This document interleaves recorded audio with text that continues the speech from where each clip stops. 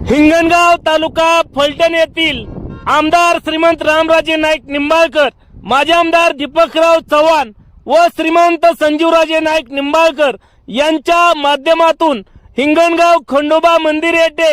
8 pole उभे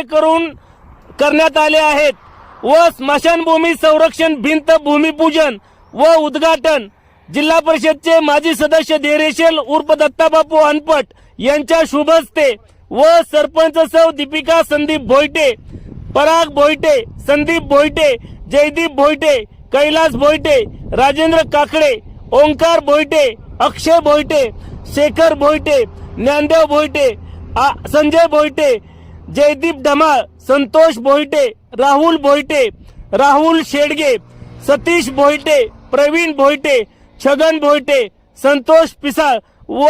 कार्यकर्त्यांच्या उपस्थितीत करण्यात आले।